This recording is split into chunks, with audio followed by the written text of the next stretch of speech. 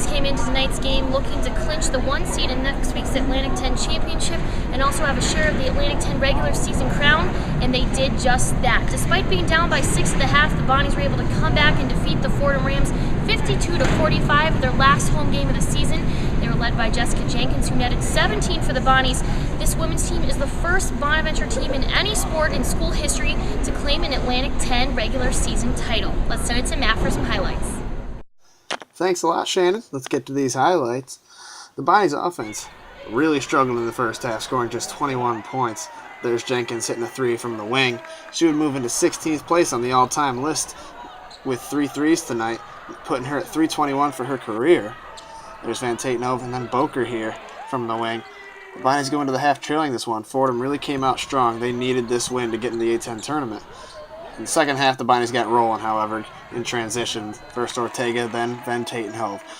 And then here, Dixon's going to pull it up and find Jenkins on the wing for a beautiful stroke. Fordham will be forced to call a timeout as their control of this game was drifting away. The Bonnies came out of this timeout strong. Here, Van Tatenhove works inside, goes over 2 defenders, and finishes before the shot clock expires. And then Horton's going to find McGee, who swings it to Dixon for a big 3. Got this crowd really going in here. And then finally Van Tatenhove puts the dagger in the heart of the Rams. And the Bonnies finish this comeback off 52-45 and clinch a share of the regular season A10 title. Regular season title. Jenkins now solo 16th place all-time on the NCAA record list, and St. Bonaventure will play the 8-9 winner next Saturday at noon. We'll start with Coach and open it up. I give Fordham a ton of credit. I knew coming into this game that this was a team that was exceptionally well coached. I was thrilled when she was out of the league for a while because her team is always really well prepared and play terrific defense. And they work really hard. They play really, really hard. And I think that's a tribute to her and to those kids that even while they're struggling, they're still playing really hard. So we knew it would be a difficult game. I thought for the first time our kids showed some feelings of pressure and some of the other stuff going on. But when we needed to, we really cranked up the defense, made some plays on the defensive end that got our offense going. Chip, this is a characteristic in the fact that you had Megan and Jess score, but you had Chelsea come up with some big rebounds. Cece had made some big plays. One of those, when you needed to, different people step up to make different plays for you tonight? Yeah, I mean, that's been the story of this team. And, we talked at halftime. We've been in tough situations all year, and we've leaned on each other, and we worked it out. We focused on our effort, and, we were able to come out on top. But, yeah, I thought some people really came up big when we needed them. I thought Jordan gave us great minutes in the second half when we made that run to take the lead. And people just, made plays, that any kind of little play that helped us be successful. Rebounding stats are pretty compelling, except particularly the one offensive rebound. Yeah, and I give them credit. They boxed pretty hard. We weren't going to the glass like we're capable. We played a lot in between, which was disappointing. But I thought they're boxing out and they're keeping us away from the glass. They did a really good job with. Coach Gately said that your perimeter defense changed a bit in the second half. What did you adjust on?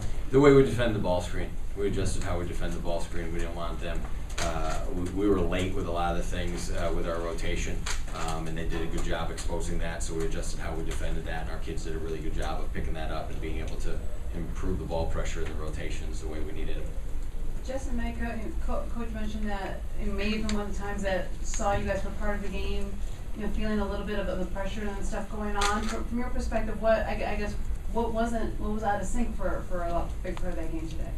I mean, I don't really know what it was. I think, I think Coach is right. We played tight in the first half, and I guess most of that is, me and Megan, we need to, keep the team loose and play loose ourselves. And for me, I know I played a little bit tighter in the first half than I normally do. So, I think the team kind of maybe fed off that a little bit. So it's just something we got to change.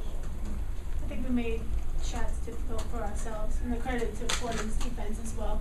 But like I said, we played a little bit tight and sort of let loose in our run in the second half. In the first half, it looked like you guys maybe weren't being as aggressive going to, not just rebounding, but aggressive in taking the ball inside. Did you guys change that or talk about changing that for the second half? Yeah, that was one of the things we talked about at halftime before Coach even got in there. And, was just that if we're holding the ball in the paint, it's not coming out. They're never, going to get us to turn it over or anything. So that was something, passing off the bounce or just going right up with the shot is something we tried to fix. Jess and Meg, I'm sure you hope this was your last home game, but just some thoughts about maybe finishing up your careers playing here on this court. Hasn't hit me quite yet. I haven't really stepped back yet to think about it because we're always looking forward to the next game ahead. So I think as soon as the season's done, they'll hit me, of course. Yeah, it hasn't hit me yet either. And that was almost a mood wrecker, right? Nice crowd, one possession game with 36 seconds left. That's Yeah, it's a little different when the pressure's on the home team and there's 300 people watching than when there's 2,000 people watching, and you can feel that, and all of a sudden that quiet's there, and our kids so badly are so excited about the support they're getting and so appreciative of it.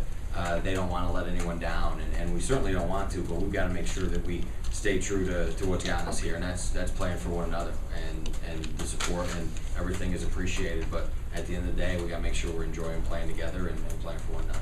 what about yourself, from your standpoint? Last home game, absolutely extraordinary season. Yeah, Are you surprised it's all of a sudden over? Here's the thing you guys, some of you are, most of you are too young. You guys were here when we'd struggle to get 100 people in here, and it didn't matter. To come not just full circle with the support and the people behind us, but to win to get the number 1 seed, and it's not supposed to happen. Look over the last 10, 15 years of the teams that have been the number 1 seed in our conference tournament. Look at the size of school they are. Look at where they're located. Look at their funding.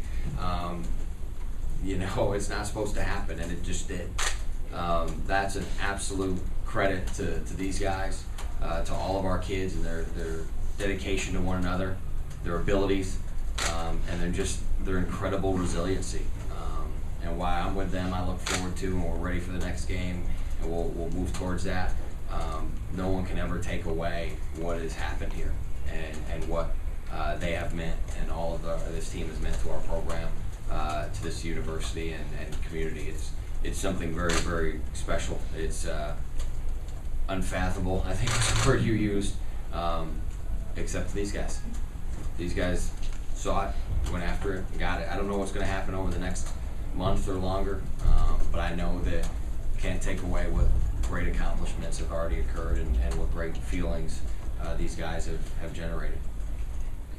Obviously, you're looking forward to the next. There's still a regular season game left, but clinching the number one seed. Just where does that sit with you guys? What does that mean? Is it a good job and move on, or is there some excitement about it? We don't deal with a tiebreaker. We're stuck in tiebreakers.